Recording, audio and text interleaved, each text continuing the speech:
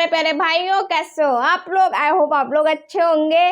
मैं भी ठीक हूँ, आप लोग हैं हमारे साथ तो ठीक हूँ। चलिए मैं फटाफट वीडियो स्टार्ट कर रही हूँ। मैं बात नहीं करूँगी, बात तो हम लोग अपने वीडियो के लास्ट में कर लेंगे। इस्लाम के इतिहास का कौन सा ऐसा योद्धा है, तो योद्धा का नाम है सुल्तान सलाहुद्दीन अय्यूबी। आप लोग जानते होंगे जरूर, कमेंट सेक्शन में बताइएगा बिना वीडियो देखे।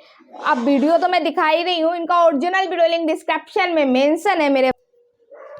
बिस्मिल्लाहिर्रहमानिर्रहीम। तारीख़ इस्लाम में बहुत कम ऐसे फातह और हुक्मरान गुजरे हैं जिनको मुसलमानों के साथ साथ गैर मुस्लिम भी इज्जत की निगाहों से देखते हैं। ऐसे ही हुक्मरानों में सलाहुद्दीन अय्यूबी रहमतुल्लाह अलैह एक ऐसा नाम है जिनकी बहादुरी, रहमदिली और दानिशमंदी की मिसाल दुश्मनान इस्लाम भी दिया करता है।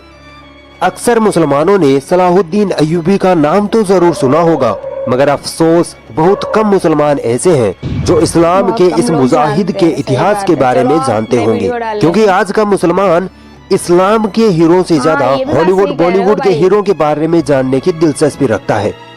तो दोस्तों, अगर आप चाहते हो कि सलाहुद्दीन अय्यूबी जैसे मुस्लिम हुक्मरान का इतिहास आपको मालूम हो तो इस वीडियो को आखिर तक जरूर देखना। इनका पूरा नाम सुल्तान सलाहुद्दीन यूसुफ बिन अय्यूब था। ये 1138 ईस्वी में मौजूदा इराक के तकरीत शहर में पैदा हुए। इनकी सल्तनत को अय्यूबी सल्तनत कहा जाता है। इनकी मौजूदगी में मुसलमानों ने मिस्र, शाम यानी सीरिया, यमन, इराक, हिजाज वगैरह मुल्कों को फतह किया। इस्लाम में सुल्तान सलाहुद्दीन अय्यूबी का इतना ऊंचा मकाम इसलिए है क्योंकि ये वही बहादुर मुजाहिद थे जिन्होंने जालिम ईसाइयों से मुसलमानों के बैतुल मक़दिस को फतह किया था। इसीलिए इन्हें फातेह बैतुल मक़दिस भी कहा जाता है। दोस्तों, सुल्तान सलाहुद्दीन अय्यूबी के बारे में जानने के लिए पहले हमें इतिहास में थोड़ा पीछे जाना पड़ेगा। 634 ईस्वी से 645 ईस्वी में हजरत उमर रजी अल्लाह ताला अन्हु की खिलाफत में मुसलमानों ने सीरिया और मिस्र को फतह कर लिया था। इसमें सबसे बड़ी फतह थी बैतुल मक़दिस की फतह। फिर सल्जूकी सल्तनत जब कमजोर पड़ी तो मुसलमान छोटी छोटी हुकूमतों में बंट गए, जिसका फायदा उठाकर ईसाइयों ने बैतुल मक़दिस मुसलमानों के हाथों से छीन लिया। मुसलमानों के हारने की बड़ी वजह यह थी कि वे फिरकों में बंट चुके थे और सन 1099 ईस्वी में ईसाइयों ने फलस्तीन के साथ बैतुल मक़दिस पर भी कब्जा कर लिया और मुसलमानों के साथ जुल्म की हदें पार कर डाली। यहाँ जालिम ईसाई फौजियों ने मुसलमान औरतों और बच्चों समेत 70,000 मुसलमानों को शहीद किया। पूरा फलस्तीन मुसलमानों के खून से लाल हो चुका था। जब फलस्तीन पर ईसाइयों का कब्जा हो गया तो पूरी इस्लामी दुनिया में दुखों का पहाड़ टूट पड़ा, क्योंकि फलस्तीन इस्लामी दुनिया का दिल है। बैतुल मक़दिस मुसलमानों का किबला अव्वल है। फिर अलग अलग वक्त पर कई मुस्लिम हुक्मरानों ने बैतुल मक़दिस को आजाद कराने की कई कोशिशें की, मगर वो कामयाब ना हो सके। नूरुद्दीन जंगी वो हुक्मरान थे जिन्होंने बैतुल मक़दिस को फतह करने का बेड़ा उठाया। उन्होंने एक मिंबर भी बनवाया। उनकी ख्वाहिश थी कि बैतुल मक़दिस के फतह के बाद मस्जिद अक्सा में अपने हाथ से ये मिंबर लगाऊं, मगर अल्लाह को ये मंजूर न था। फतह बैतुल मक़दिस से पहले ही उनका देहांत हो गया। सलाहुद्दीन अय्यूबी नूरुद्दीन जंगी की फौज में एक फौजी थे। मिस्र को जिस फौज ने फतह किया था उसमें सलाहुद्दीन अय्यूबी मौजूद थे और इस फौज की कमान शेरकोह के हाथ में थी, जो कि सलाहुद्दीन अय्यूबी के चाचा थे। मिस्र फतह होने के बाद 1164 ईस्वी में सुल्तान सलाहुद्दीन अय्यूबी को उनकी बहादुरी और तेज ज़हनियत को देखते हुए मिस्र का गवर्नर बना दिया गया। इन्होंने अपनी बहादुरी और जंगी सलाहियतों के बलबूते पर उसी वक्त यमन को भी फतह कर लिया था। नूरुद्दीन जंगी का जब इंतकाल हुआ तो उनका कोई लायक उत्तराधिकारी न था, इसलिए उन्होंने अपनी पूरी सल्तनत पर सलाहुद्दीन अय्यूबी को काबिज कर दिया और इस वक्त सलाहुद्दीन अय्यूबी की उम्र महज 21-22 साल ही थी।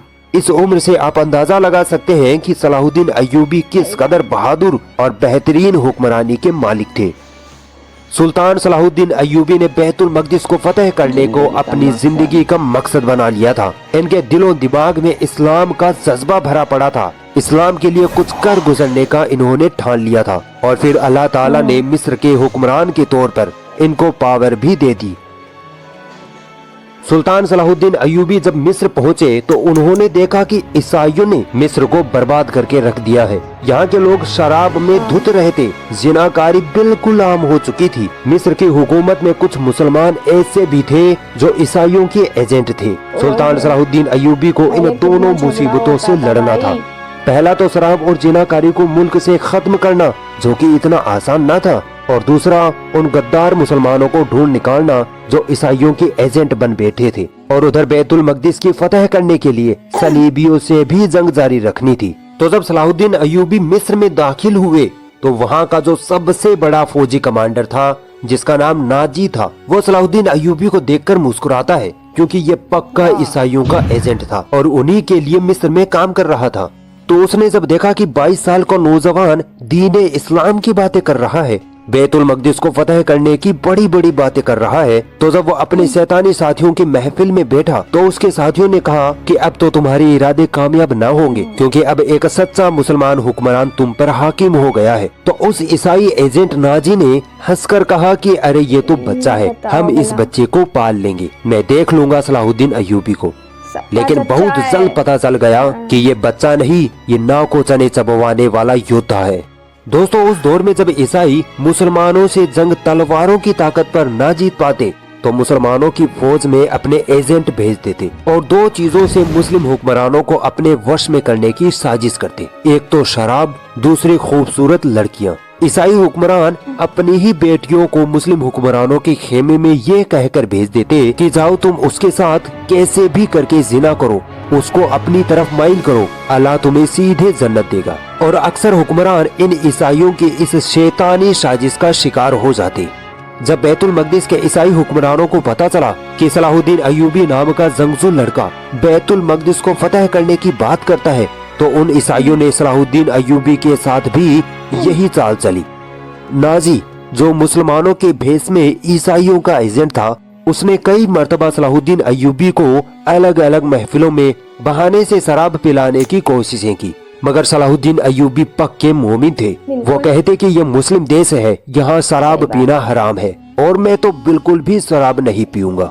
जब नाजी को लगा कि सलाहुद्दीन तो शराब को हाथ भी नहीं लगाता है, तो उसने लड़की वाला फॉर्मूला अपनाया। एक रात को नाजी ने एक खूबसूरत लड़की को इस काम के लिए तैयार कर लिया।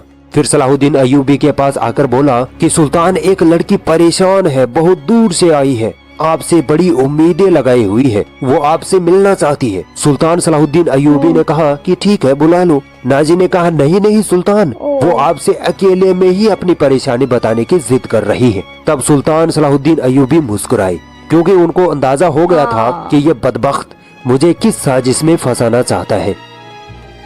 मगर सुल्तान सलाहुद्दीन अय्यूबी ने कहा कि ठीक है, मैं मेरे खेमे में जा रहा हूँ, लड़की को भेज देना।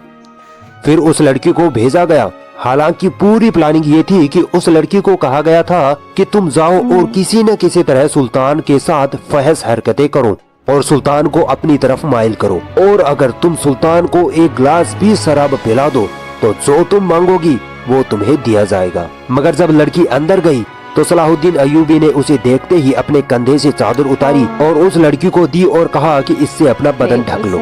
इस अमल से वो लड़की अपने आप पर शर्मिंदा हो गई।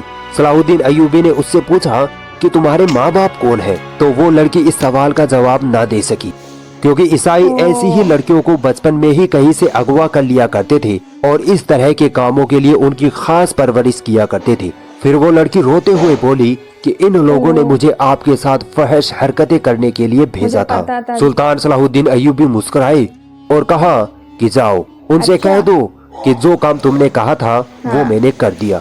जब वो लड़की अपने सरदारों के पास गई तो अगले ही दिन नाजी उठा और शोर मचाने लगा कि देखो हमारा सुल्तान तो शराबी है, वो तो लड़कियों के साथ जिनाकारी करता है। जब सुल्तान सलाहुद्दीन अय्यूबी अपने खेमे से बाहर आए तो लोगों में उनकी बातें चल रही थी।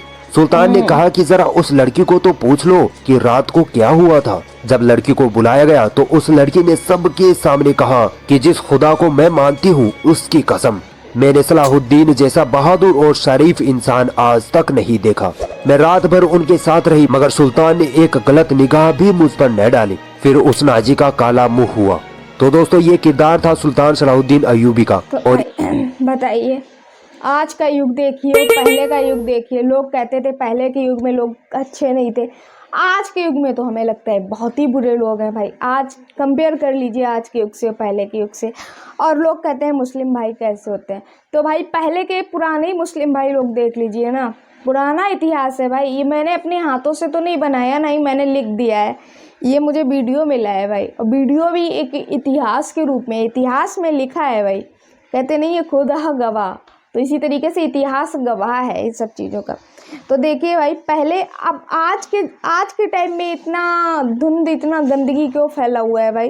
पहले के लोगों को भी नहीं देखता है क्या इंसान? मुझे तो यही नहीं समझ में आता है कि मतलब इंसान के दिल और दिमाग में सिर्फ अंधेरा अंधेरा छा गया है, कुछ नहीं दिखता है, कुछ समझ में नहीं आता है। अगर आज के युग में ऐसा दिख जाए इंसान को तो वो क्या ही करे, आप लोग खुद ही जानते होंगे। कमेंट सेक्शन में ज़रूर बताइएगा मेरे भाई।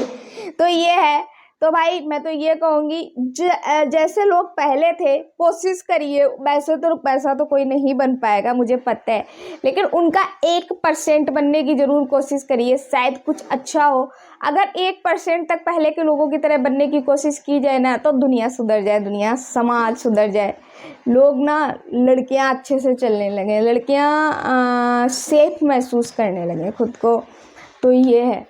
तो बताइएगा आज का वीडियो कि आपको इन योद्धा के बारे में पता था या नहीं पता था। मुझे तो लगता है आपको नहीं पता होगा, आप मेरे से झूठ बोलोगे, है ना। लेकिन झूठ बोलना नहीं है, बिल्कुल भी सच बोलना है। आप ज़रूर बताइएगा कि आपको योद्धा के बारे में पता था या नहीं पता था।